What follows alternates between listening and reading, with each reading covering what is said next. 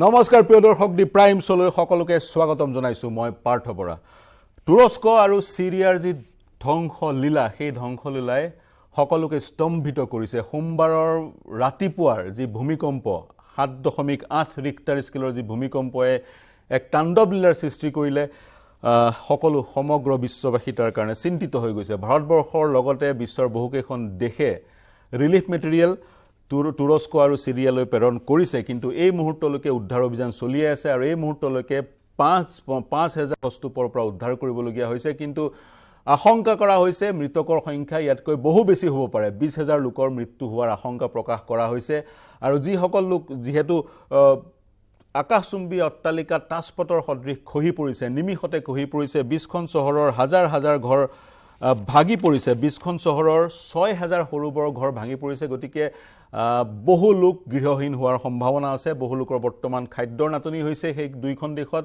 বহু লোক গৃহহীন হৈছে এক ভাবিব নোৱাৰা পৰিবেশ এই প্ৰাকৃতিক পৰিঘটনাৰ ফলত এক ভাবিব নোৱাৰা পৰিবেশ তুৰস্ক আৰু সিৰিয়াত কিন্তু প্ৰিয় দৰ্শক আমাৰ অসমে ইয়াৰ পৰা কি শিক্ষা ল'ব লাগে এইটো হৈছে এই মুহূৰ্তৰ ডাঙৰ প্ৰশ্ন অসমৰ 50 চনৰ ভূমিকম্প কিন্তু এতিয়া অসমৰ লোকে পাহৰি যোৱা নাই অসমৰ এটা প্ৰজন্মৰ স্মৃতিৰ সেই ভূমিকম্প এতিয়াও সজীৱ আৰু 1950 চনৰ স্বাধীনতা দিৱসৰ দিনা 15 আগষ্টৰ দিনাখন যি ভূমিকম্প আহিছিল সেই ভূমিকম্প কিন্তু ভূমিকম্পৰ প্ৰাবল্য তুৰস্ক আৰু সিৰিয়াৰ ভূমিকম্পতকৈ বেছি আছিল তুৰস্ক আৰু সিৰিয়াৰ ভূমিকম্পৰ প্ৰাবল্য হৈছে 7.8 ৰিক্টাৰ স্কেলত আৰু অসমত 1950 চনৰ যিটো ভূমিকম্প হৈছিল সেইটোৰ প্ৰাবল্য হৈছে 8.6 সমগ্ৰ বিশ্বতে এতিয়ালৈকে যিমান ভূমিকম্প হৈছে সেই ভূমিকম্পসমূহৰ যিমানবোৰ ভূমিকম্পৰ প্ৰাবল্য ৰেকৰ্ড কৰা হৈছে তাতো সেই ৰেকৰ্ড কৰা ভূমিকম্পসমূহৰ মাজত সকলোতকৈ শক্তিশালী আছিল 1950 চনৰ অসমৰ ভূমিকম্প in terms of continental collision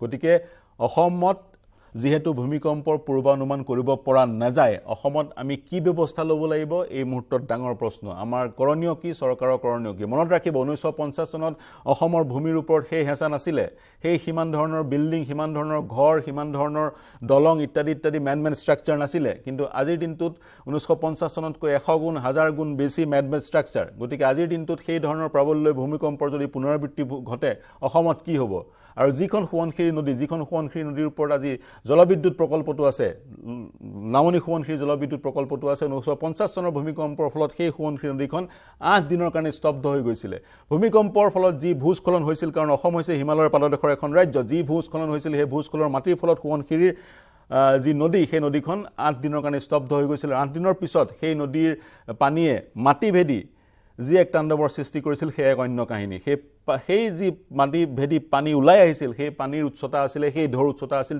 23 foot উচ্চতালৈকে সেই পানী গৈছিল আৰু সাইডত যিবোৰ গাঁও আছিল সেই গাঁও চহৰ খেতি মাটি সকলো ধ্বংস কৰি গৈছিল এয়া হৈছিল আফটাৰ এফেক্ট 1950 চনৰ ভূমিকম্পৰ বহুত এনেকুৱা তথ্য আছে 1950 চনৰ ভূমিকম্পৰ আৰু অসমৰ সৈতে সংলগ্ন কৰিছো তুৰ্কীৰ ঘটনা কাৰণ অসমে সেই ধ্বংসলীলা দেখি গৈছে আজি আমি ভূমিকম্পৰ কথা পাতিম আমাৰ সৈতে সংযুক্ত হৈ আছে ডক্টৰ অজয় পল তেওঁ বিজ্ঞানী ওয়াডিয়া ইনষ্টিটিউট অফ হিমালয়ান জিঅলজিৰ তেওঁ এজন জ্যেষ্ঠ বিজ্ঞানী তেওঁ দৰাজনৰ পৰা আমাৰ সৈতে সংযুক্ত হৈছে তেওঁৰ পৰা জানিম ভূমিকম্পৰ বিজ্ঞানৰ বিষয়ে ভাৰতবৰ্ষত ভূমিকম্পৰ প্ৰৱণ কি ৰাজ্য আছে সকলোখিনি অল এবাউট আৰ্থকুৱেক তেওঁৰ পৰা জানিব বিচাৰিম আমাৰ সৈতে সংযুক্ত হৈ আছে কিন্তু তেওঁৰ ওচৰলৈ যোৱাৰ আগতে আমি আজিৰ দিনটো তুৰস্ক আৰু সিৰিয়াৰ ভূমিকম্পৰ সন্দৰ্ভত যি বাতৰি প্ৰস্তুত কৰিছিল সেই বাতৰি চাই লওঁ আহক তাৰ পিছত আমি ডক্টৰ পলৰ ওচৰলৈ যাম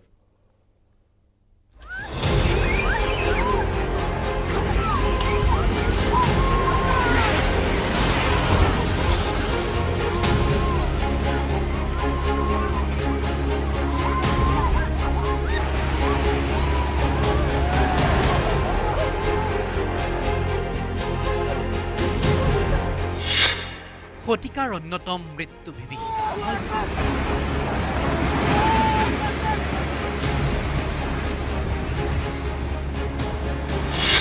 ভূমিকম্পত বিধ্বস্ত তুৰস্ক সিৰিয়া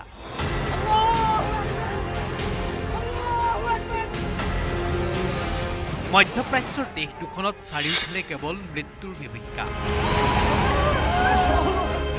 অট্টালিকাৰ ধ্বংসস্তূপ 5000ৰো অধিক লোকৰ মৃতদেহ উদ্ধাৰ বিশ্ব স্বাস্থ্য সংস্থাই প্ৰকাশ কৰিছে মৃত্যু হোৱা লোকৰ সংখ্যাই চুবগৈ 20,000-ৰ ঘৰ।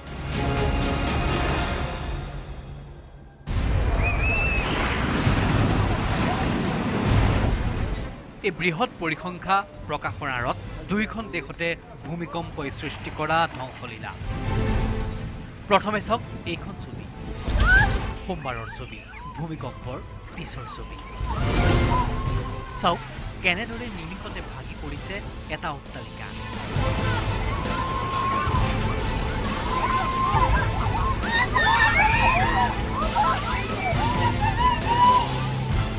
এনে এটা অট্টালিকাত কিমান মানুহ থাকিব পাৰে? এনেদৰে ভাগি পৰা এটা অট্টালিকাত সেই সময়ত থকা মানুহ কিমানজন জীৱন্তে উদ্ধাৰ হ'ব পাৰে? চিৰিয়া তুৰস্কৰ ছবিখন এতিয়া এনেকুৱাই। ভূমিকম্পৰ পিছত ভাগি পৰা অট্টালিকাৰ ধ্বংসস্তূপ।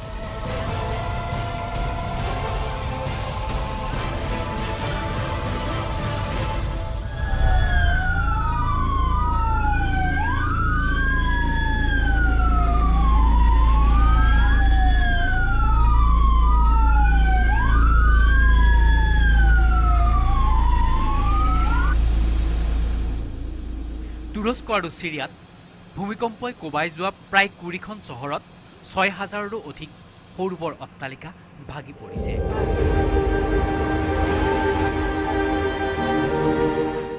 ধ্বংসস্তূপত পৰিণত হৈছে।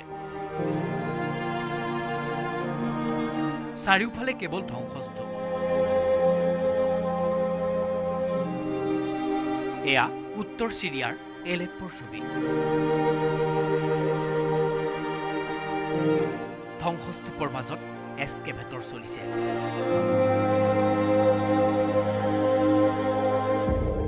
ধ্বংসস্তূপৰ মাজত মানুহৰ সন্ধান চলিছে।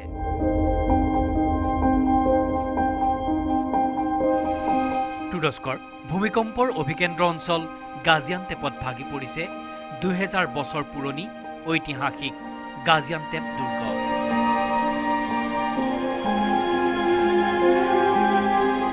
বিধ্বস্ত হৈ পৰিছে তুৰস্কৰ শক্তি আন্তঃগাঁথনি। এয়া তুৰস্কৰ হাইটেই বিমানবন্দৰৰ দৃশ্য।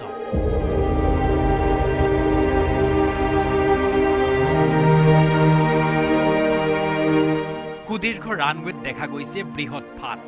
এতিয়ালৈ প্ৰায় 5,000 লোকৰ মৃতদেহ উদ্ধাৰ হৈছে।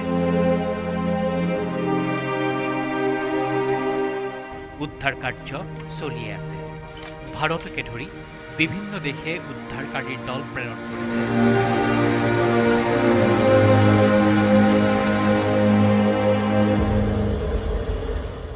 উদ্ধাৰ কাৰ্যৰ মাজতে পোহৰলৈ আহিছে ইখনৰ পিছত সিখন হৃদয় বিদাৰক ছবি।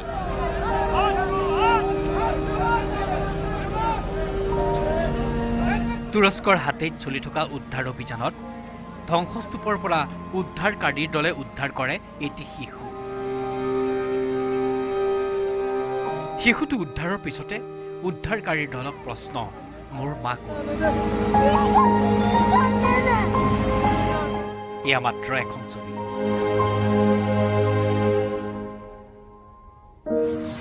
তুৰস্কৰ বিভিন্ন চহৰত এনে ছবিৰে ভৰি পৰিছে।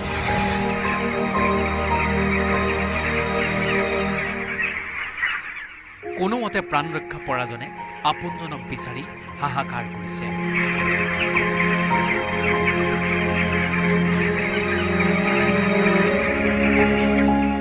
সোমবাৰে পুৱাৰে পৰা তিনিটাকৈ বৰ ভূমিকম্পই জোকাৰি যোৱাৰ পিছত 24 ঘণ্টাত সৰু বৰ প্ৰায় 150 কঁপনি অনুভূত হৈছে।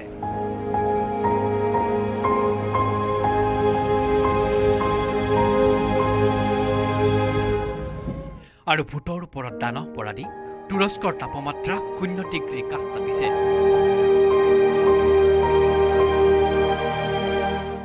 নিশা হাৰ কপোৱা শীতৰ মাজতো ধ্বংসস্তূপৰ মাজত উদ্ধাৰ অভিযান চলিছে।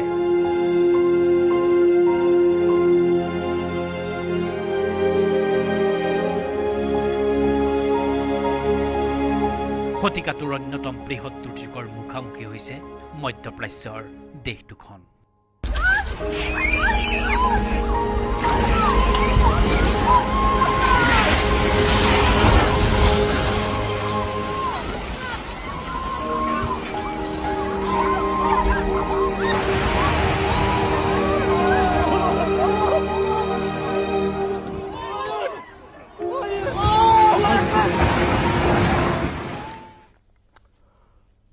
প্ৰিয় দৰ্শক হৃদয় বিদাৰক ছবি তুৰস্কৰ পৰা আহিছে এতিয়া মই স্বাগতম জনাম doctor Ajay Palak welcome to our show welcome to our studio Dr. Ajay Paul he is joining us from Dehradun he is a scientist from Wadia Institute of Himalayan Geology welcome my first question to you is we have seen a massive disaster in Turkey and Syria so there is a human loss and some United Nations agency have predicted the loss could be as much as 2,000 people.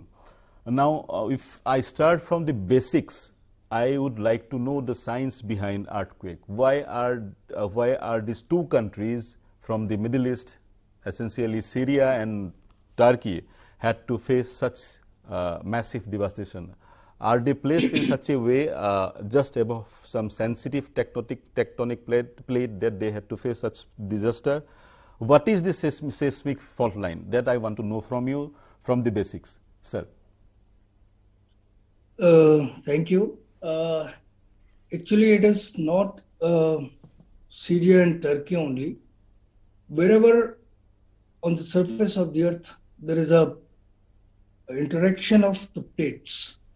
Like in India, we have Indian plate, Eurasian plate. Similarly, as far as the Turkey and Syria is concerned, the Anatolian plate, the Eurasian plate, and the Arabian plates.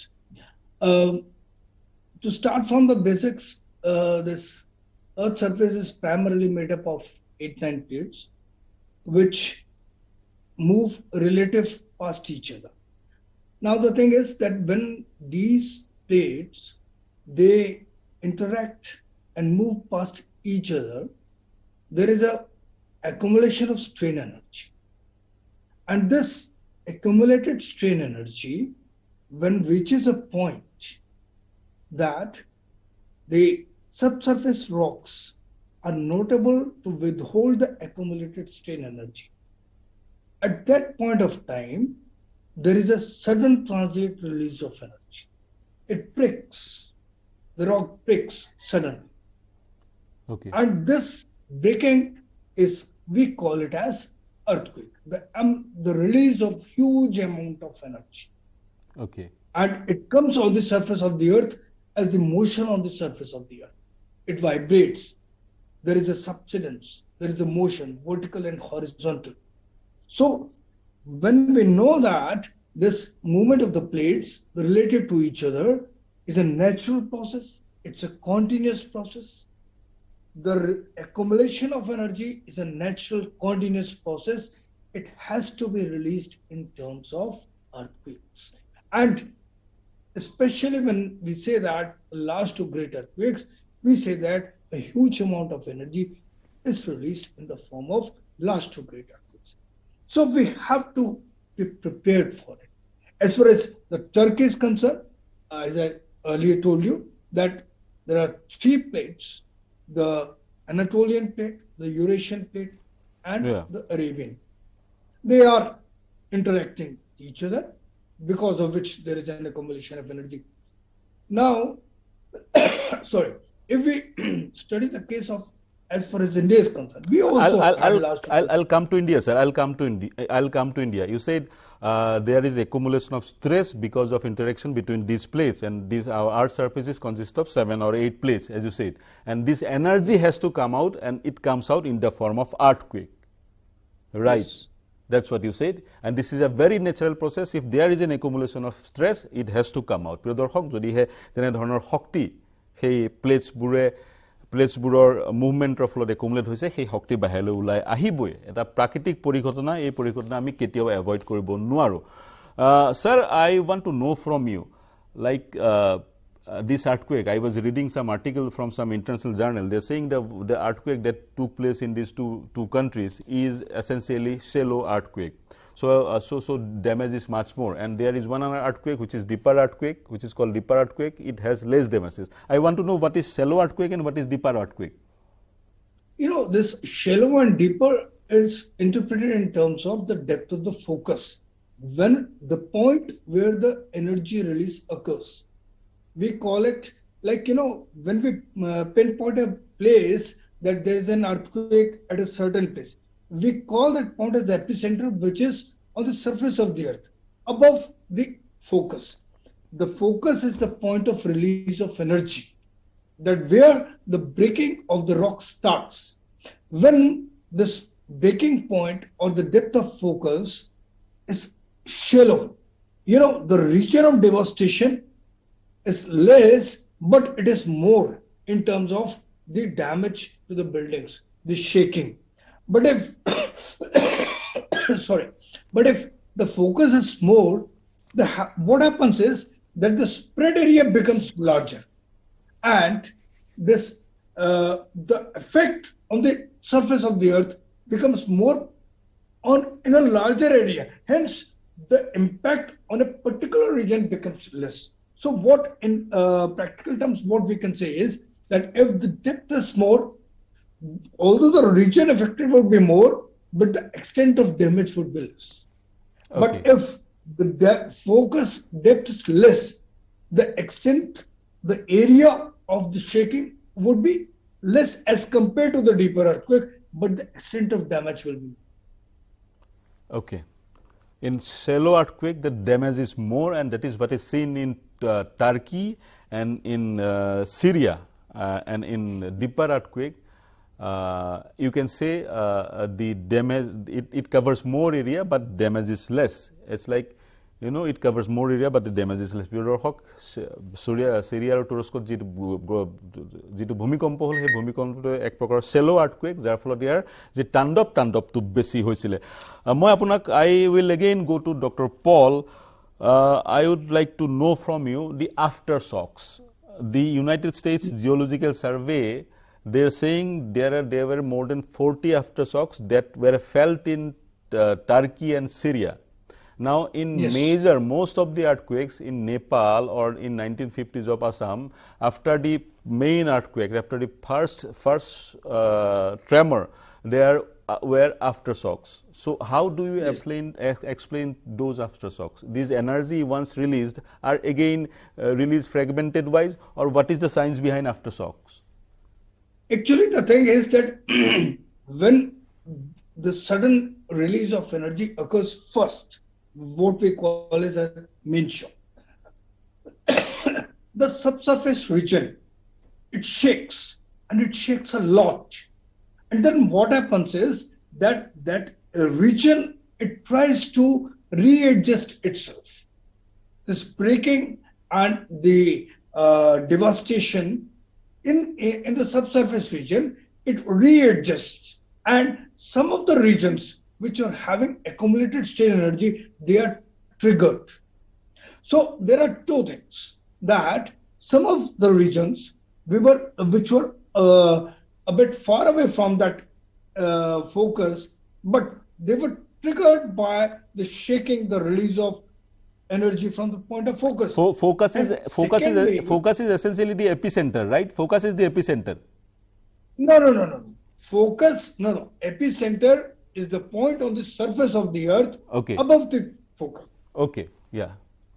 Like, if I say a certain city, the name of the city, let's say X, but the depth of focus was, let's say, 10 kilometer or 20 kilometer, then we call that earthquake in the name of that epicenter city, but the focus is beneath it. It may be 10, 20. In large to great earthquakes, sometimes it is more than 25 or 30 kilometer, 35.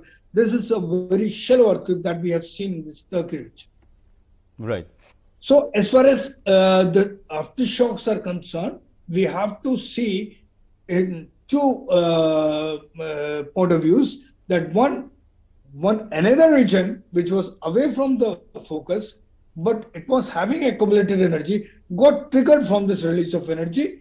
And secondly, due to this sudden release of energy, the area, the subsurface area, it readjusts. That means it again shakes, it again disturbs. And so what happens is that this aftershock activity, it lasts long.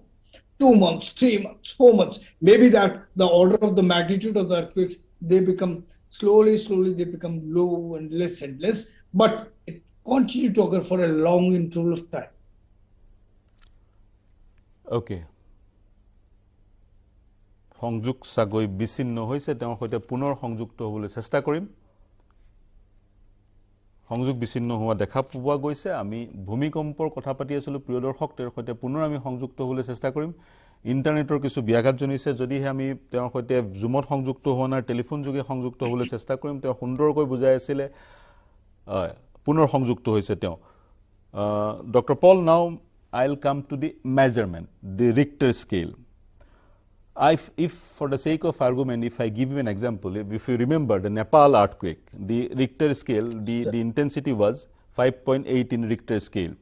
And now the Turkey earthquake, it's 7.8. I was reading somewhere the comparison between Nepal earthquake and Turkey earthquake.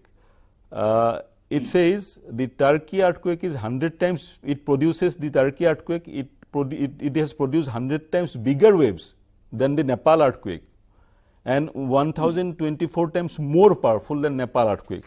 Nepal was 5.8, Turkey was 7.8. Sorry, Nepal was 5.8. Yes, Nepal was 5.8, Turkey was 7.8. I want to know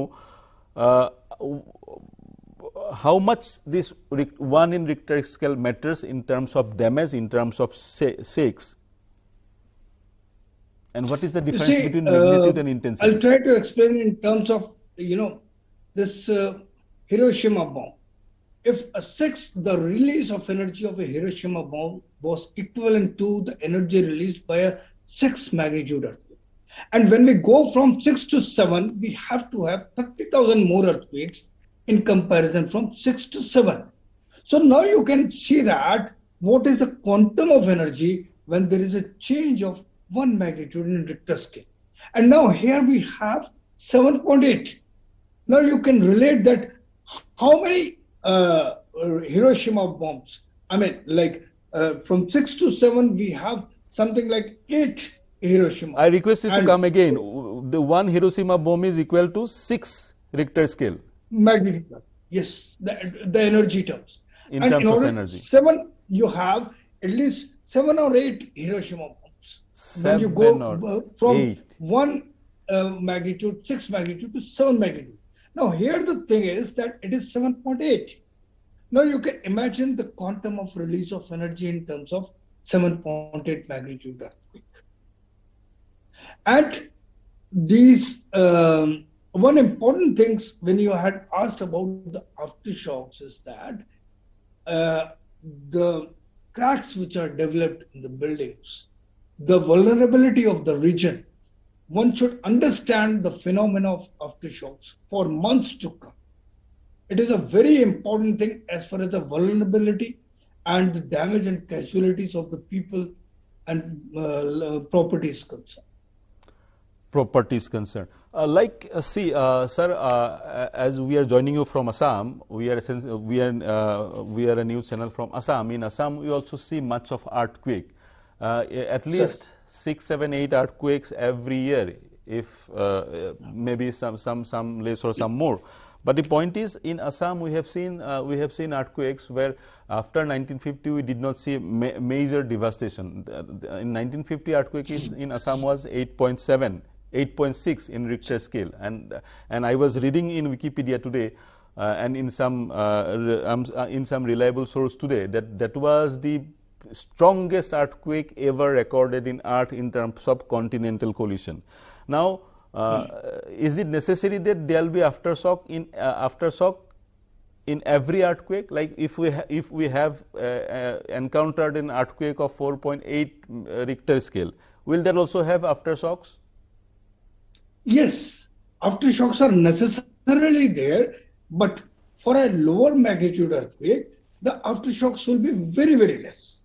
Like, if I talk about an earthquake of 5 magnitude, or let's say 4.9 magnitude, there would be an aftershock. Maybe it is 3 magnitude, 3.2 magnitude, or maybe 2.5 or 2.7. But the occurrence of an aftershock, it is a necessary activity because the phenomena is that whenever there is a devastation within the subsurface, the things, the lithology, the soil, the rocks, they readjust. Or what I said was that a distant point, it also got triggered. So aftershocks are there even if there is an earthquake of 5 magnitude.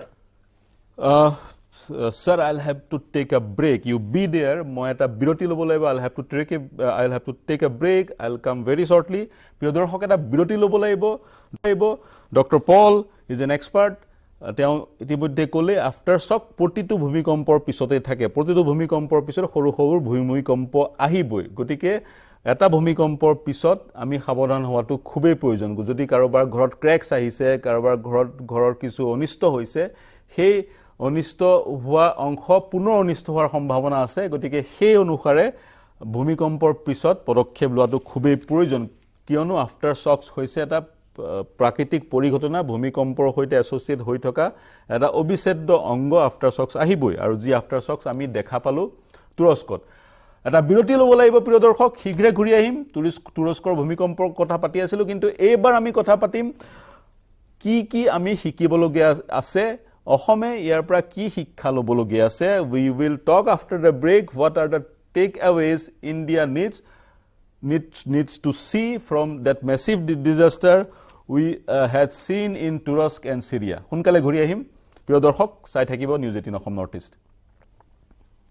Strong নহয়, Maithon strong, Maithon steel নিৰ্মাণৰ মানদণ্ড।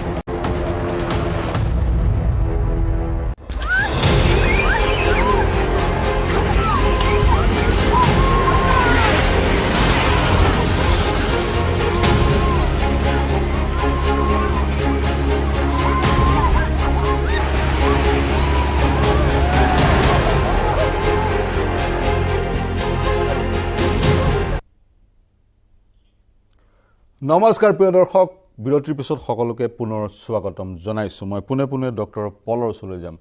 Doctor Paul, one of the major problem with earthquake is its unpredictability. We cannot predict when will it occur. Measure the stress, we can measure the energy, we know the tectonic plates, we know the location of the tectonic plates, we know the places which are just over those plates, which are seismically sensitive areas.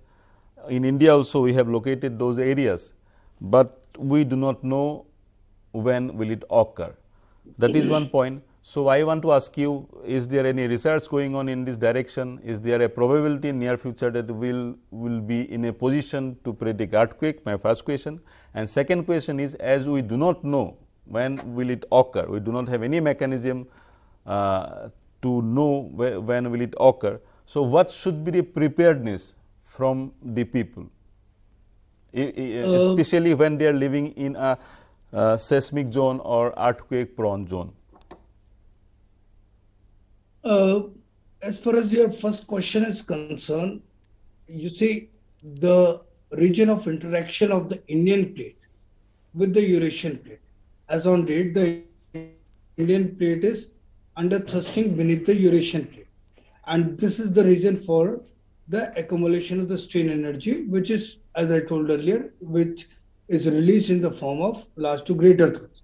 Now, as far as India is concerned, whole of the region, right from the Arunachal and then to Assam, Nepal, Bihar, Himachal, Jammu Kashmir, all this region, this is a sensitive zone 4 and 5 on seismic risk zonation region, where the probability of large to great earthquake exists. That means we should be ready and prepared for a large to great earthquake. Large to great earthquake means 7 and above, which are really very devastating earthquake. The probability of an occurrence of earthquake of this magnitude remains by and large all the time in all this region, which we say that the Himalayan region of India is concerned. Now, as far as prediction is concerned, we know that the stress is accumulating, the strain energy is accumulating, but precisely at what time this will get released, the research is going on in India as well as all over the world, but at this point of time, we cannot predict. We cannot say at what point of time this earthquake will occur. The many multi-parametric geophysical observatories are there where the time series of the geophysical equipments, they are seen in synchronization of the events that took place as far as the earthquakes are concerned, but still we do not know, we cannot predict, cannot say that at what point of time, where, and with precisely the what magnitude the earthquake will occur.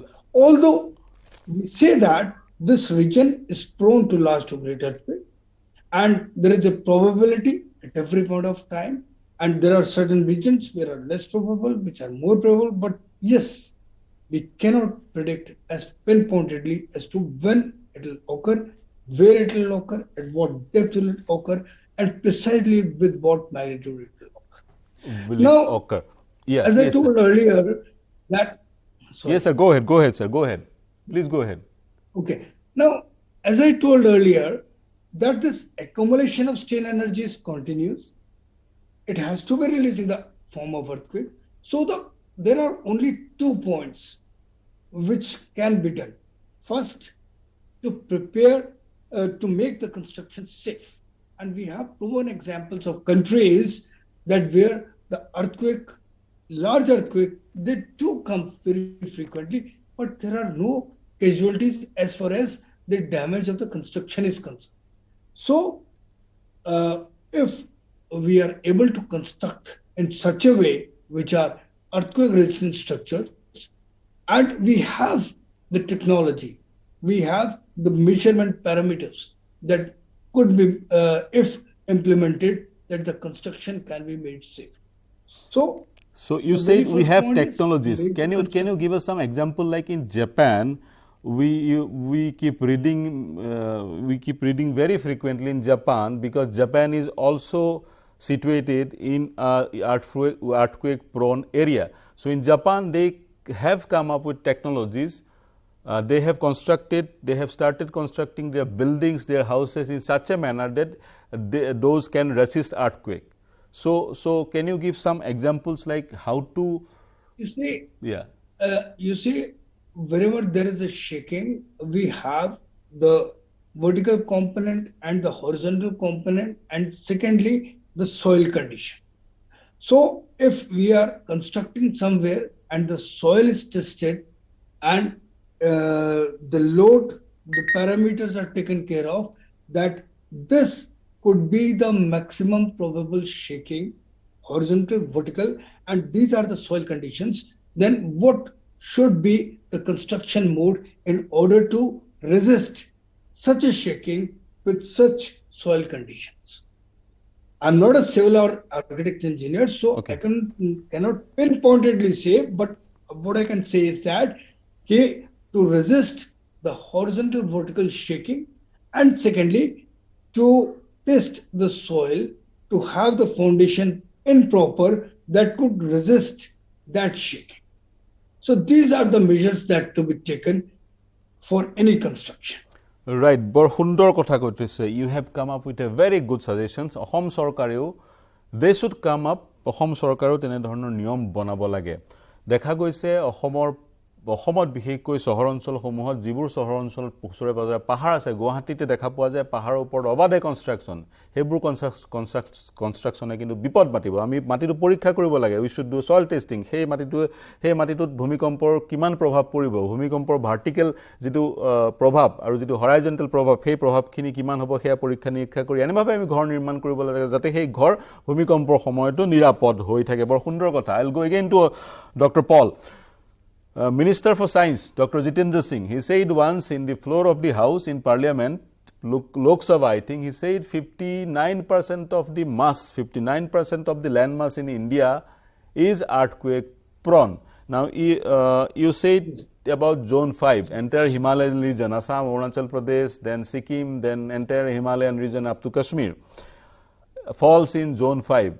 And there are certain areas which fall in Zone 4. So, what is the difference between Zone 5 and Zone 4? How much dangerous Zone 5 is? How much more sensitive Zone 5 than Zone 4? I read somewhere that National Capital Territory of Delhi also falls in Zone 4. And the you kind see, of... as far as India is concerned, we have 2, 3, 4 and 5. These are the 4 zonations. And this zonation has been done in view of the occurrence of the past earthquakes of the region. Now, as far as the Zone 4 and 5 is concerned, which whole of the Himalayas consist of, so there we can say that the probability of large to great earthquakes exists. Now, if we say that Zone 2 or Zone 3 is concerned, we will have moderate earthquakes over there. So, we should look for in what zone the region is like. Secondly, we should look for the soil condition. And thirdly, there is one more point, microzonation. That even within the city, there are certain regions where the soil is more conducive to shaking. There are certain regions which are less conducive. There are regions where there is hard rock. There is a region where there are hard rock is less. So, if we are very much conscious about our construction, then I can say that the probability of the loss of life and property due to an earthquake can be mitigated to the extent of 99%.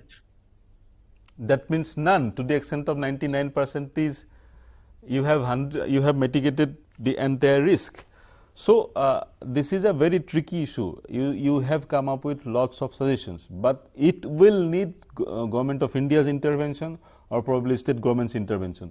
So, do you think government should come up with a strong legislation and which should be executed in such a manner that the new buildings or the existing buildings which are very risky, the existing buildings should be demolished, and any construction which will come up in future should be constructed in such a manner that it can resist any kind of shaking. As you said, if we are careful towards constructing any man-made structure, then we can accumulate the risk, we can reduce the risk up to 99%. So, what do you think? What should be the government's initiative? You see, the norms for such earthquake resistant structure are there. Government has done everything to percolate that what should be the modus operandi for construction. The thing is, the public, we should be aware of such things. We should be aware of as to how to behave before an earthquake, at the time of earthquake, after an earthquake. And the norms which already exists for earthquake resistant structures, they should be implemented perfectly. This word is very important, implementation.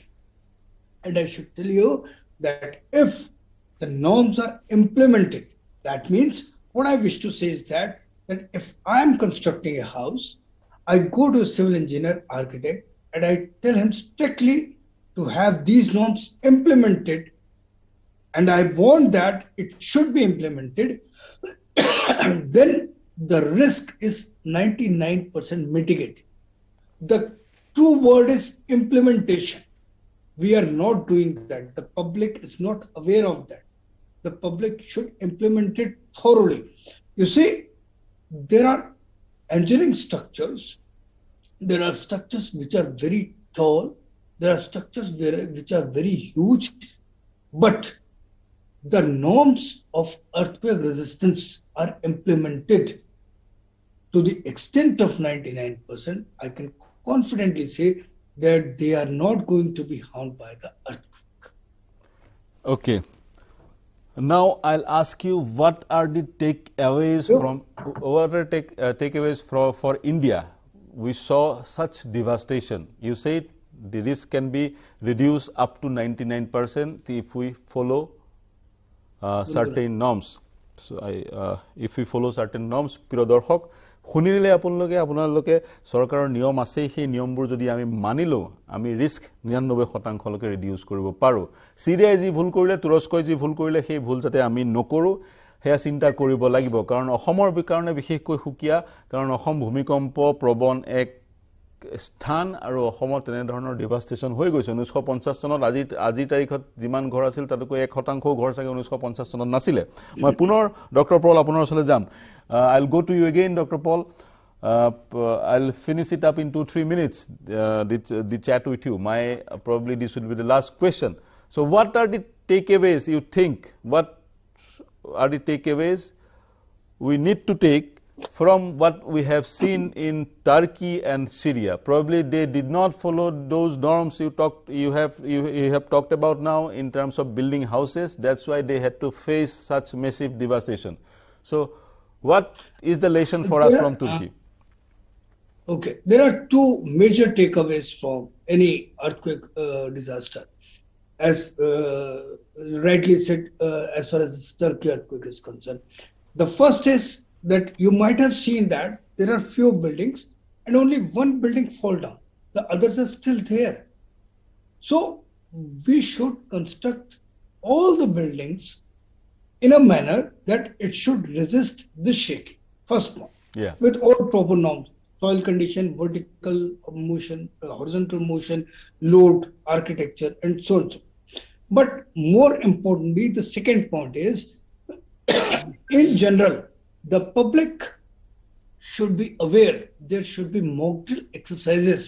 Every person should be aware of the fact that what should be the modus operandi when there is an earthquake. Even before an earthquake, what should be the emergency measures that should be taken before an earthquake? At the time of earthquake, but sir, you get hardly 1 minute, less than 1 minute, 30 seconds before the earthquake. Okay. The only thing you can come out is only thing you can do is get out of your home, isn't it? Did you get my point?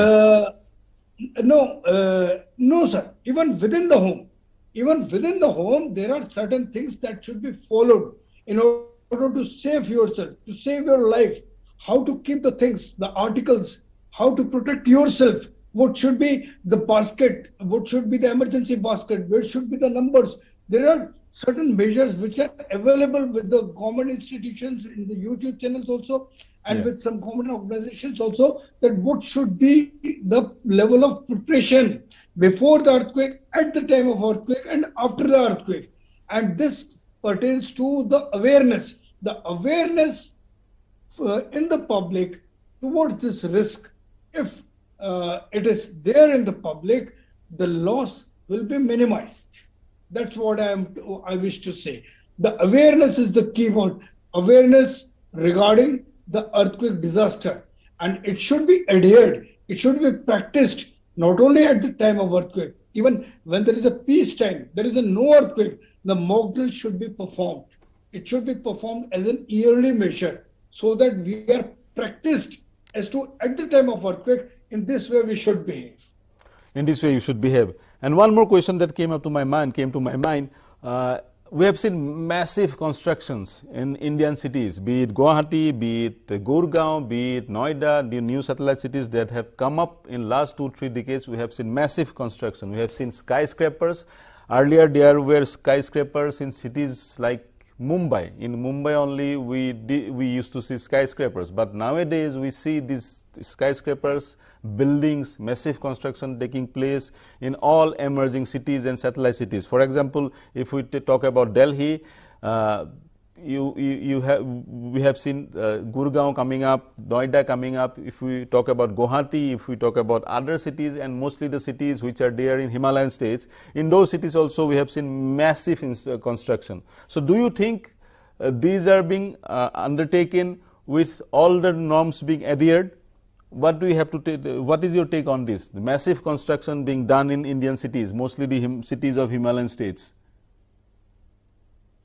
Whatever may be the massive construction, whatever may be the tower height, howsoever it, there are stories, maybe 30, 40, 50, whatever it is.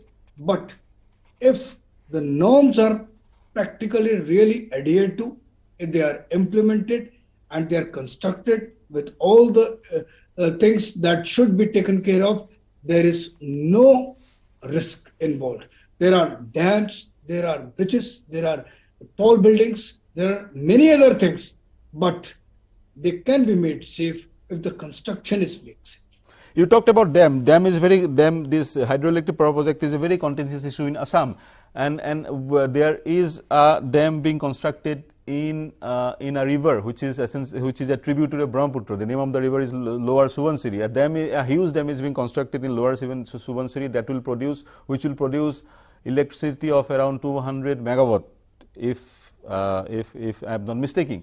Now the point is that area is very seismically sensitive zone, but because that falls in zone 5.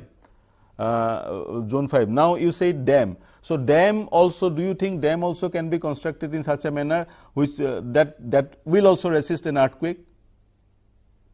Exactly, yes. It can resist an earthquake. Yes, the norms implemented, adhered, it can resist. Even if constructed in a zone 4 or 5. Even No if issues. constructed in zone 4 or 5.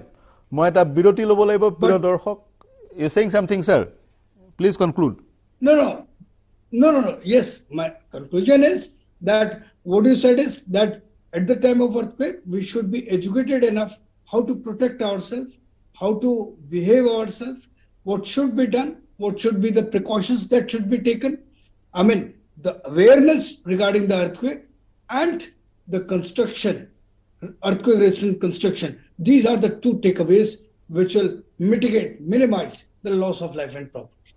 Thank you, sir. মই এটা বিৰতি ল'ব লাগিব প্ৰিয় দৰ্শক. Doctor Ajay পল আমাৰ সৈতে সংযুক্ত হোৱাৰ কাৰণে thank you very much, sir. You gave us your valuable time. আপোনাক ধন্যবাদ জনাইছোঁ. আপুনি ক'লে যে আমি যদি প্ৰপাৰলি যিসমূহ নিয়ম আছে সেই নিয়মসমূহ মানি লওঁ, আমি এই ধ্বংসক 99% মিনিমাইজ কৰিব পাৰোঁ. এটা অতি গুৰুত্বপূৰ্ণ কথা ক'লে এজন জ্যেষ্ঠ বিজ্ঞানী, তেওঁ গুৰুত্বপূৰ্ণ কথা ক'লে জোন 5ত থাকিলেও সকলোতকৈ যিটো সংবেদনশীল জোন, সেই জোনটোত থাকিলেও কনষ্ট্ৰাকশ্যনসমূহ কৰিব পৰা যায় সেই সকলো নিয়ম মানি লৈ, আৰু সেই ধৰণে যদি কনষ্ট্ৰাকশ্যন কৰা হয় ভূমিকম্পই কোনো ধৰণৰ অপকাৰ কৰিব নোৱাৰে. ডক্টৰ পল, আপোনাক ধন্যবাদ জ্ঞাপন কৰিছোঁ. প্ৰিয় দৰ্শক, এটা বিৰতি ল'ব লাগিব. বিৰতিৰ পিছত পুনৰ আলোচনা আগবঢ়াই লৈ যাম. বিশেষকৈ বিৰতিৰ পিছত আমি চাব বিচাৰিম, বুজিব বিচাৰিম বা বিশ্লেষণ কৰিব বিচাৰিম ভাৰতবৰ্ষৰ পৰা কি ধৰণে সহায় ৰিলিফ মেটেৰিয়েলবোৰ গৈছে, সেই ৰিলিফ মেটেৰিয়েলবোৰ কিমান ৰিলিফ মেটেৰিয়েল প্ৰেৰণ কৰা হৈছে সেই সন্দৰ্ভত কিছু আলোচনা কৰিম. কিন্তু এই মুহূৰ্তত ল'ব লাগিব এটা বাণিজ্যিক বিৰতি. শীঘ্ৰে ঘূৰি আহিম. কেৱল ষ্ট্ৰং নহয়, মাইথান ষ্ট্ৰং, মাইথান ষ্টিল, নিৰ্মাণৰ মানদণ্ড.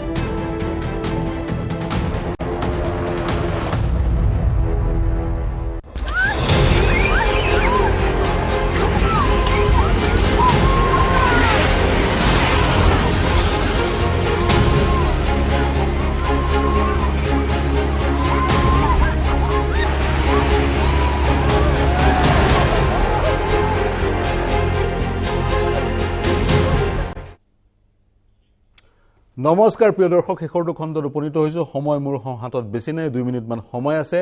অতি সুন্দৰভাৱে বিশ্লেষণ কৰিলে জ্যেষ্ঠ বিজ্ঞানী ডক্টৰ অজয় পলে. তেওঁ ভাৰতবৰ্ষৰ এজন অন্যতম শীৰ্ষ বিজ্ঞানী, জিঅ'লজিষ্ট, আৰু তেওঁ ভূমিকম্পৰ ওপৰত যথেষ্ট গৱেষণা কৰিছে. তেওঁ সুন্দৰকৈ সকলো কথা বুজাই দিলে মই পুনৰ কৈছো আমি সাৱধান হোৱাটো খুবেই প্ৰয়োজন তুৰস্কৰ সদৃশ ঘটনা ভাৰতত বা অসমত যে নঘটিব সেয়া নুই কৰিব নোৱাৰি ক'ব নোৱাৰি মই পুনৰ কৈছো 1950 চনৰ ভূমিকম্পৰ প্ৰাবল্য আছিল ৰিক্টাৰ স্কেলত 8.6 আৰু তুৰস্কৰ ভূমিকম্পৰ প্ৰাবল্য হৈছে 7ৰ ঘৰত 7.6 গতিকে তুৰস্কৰ ভূমিকম্পতকৈ